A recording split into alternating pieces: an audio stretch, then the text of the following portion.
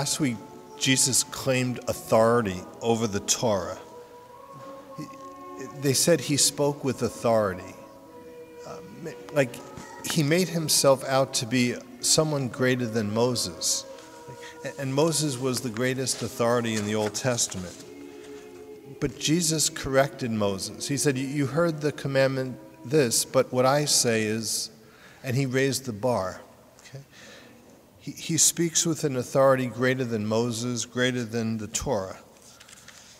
In today's gospel, he acts with authority. He reveals his power over evil. Okay? His power over the visible world, like nature and physical illness, but also over spiritual beings. He casts out demons in that gospel. So he teaches with authority. He teaches with the authority of God, and he acts with the power of God. Okay? Basically, this is to get people to realize he speaks the truth. He is who he says he is, and we should kind of be on his side. Recently, there's been a kind of a drawing of the lines in the culture war. Many commentaries on things religious.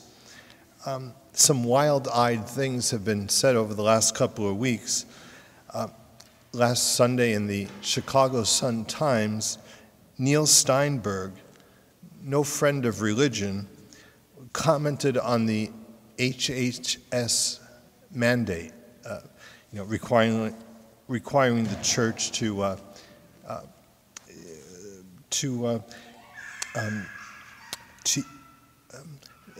have its health insurance permit sterilization, contraception, and abortion drugs.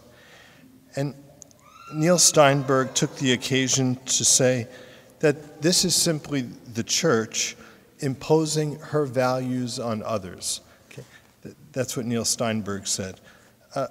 It's the Catholic Church trying to impose her values on the rest of the world. Okay? Well, the response is like, are you kidding? Are we trying to legislate against sterilization or contraception? The opposite is true. These things are being imposed on the church by the state.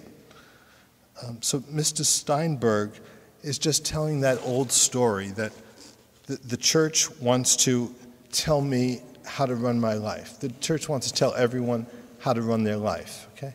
The old lie that the church is always the oppressor, okay? But it's not true, okay? Bishops have called this an unprecedented government assault upon moral convictions of our faith. Okay? When I was in Washington a couple of weeks ago in the March for Life, there was a T-shirt that said, "Friends don't let friends watch mainstream news." Okay? Friends don't let friends watch mainstream news. Well, after reading the Chicago Sun-Times, we can kind of understand why. Okay? Kathleen Sebelius kind of threw a bone to the Catholics when she was willing to give the church 1 year to adjust to the new regulations. And Cardinal Dolan responded by saying that you have 1 year to figure out how to violate your conscience. That was what she was telling us. We have 1 year to figure out how we can violate our conscience. Cardinal Designate Timothy Dolan of New York said, "It is naive to think that contraception and sterilization will be free under the Health and Human Services mandate. There is no free lunch. You and I can be sure that there is no free abortion, no free sterilization or contraception." He wrote, "There will be a source of funding, you." Okay, that's the source of funding.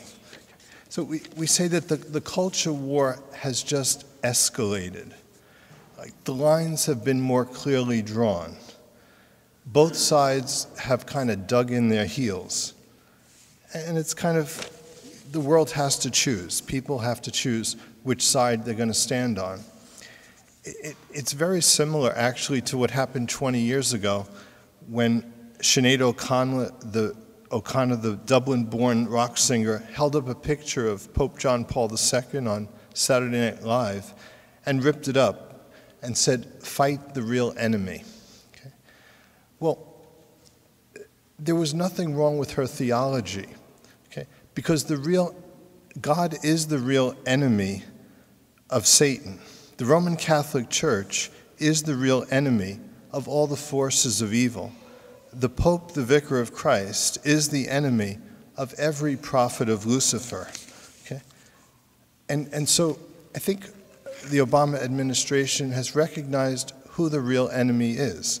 And like we say, for us, it's up to us to choose sides.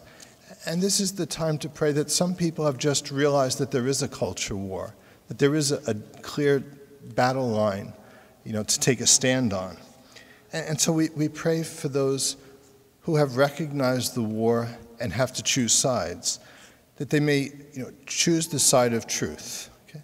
That's the mission of the church, to just continue to stand firm in the truth, despite persecution or whatever comes her way. Okay? Like they say, many times in the history of the church, people said the church has gone to the dogs, but the dogs always died, and the church survived. 2,000 years, the church has seen many political empires rise and fall, okay? But the church endures. So we pray that many will stand firm in the truth and on the side of Christ and his church.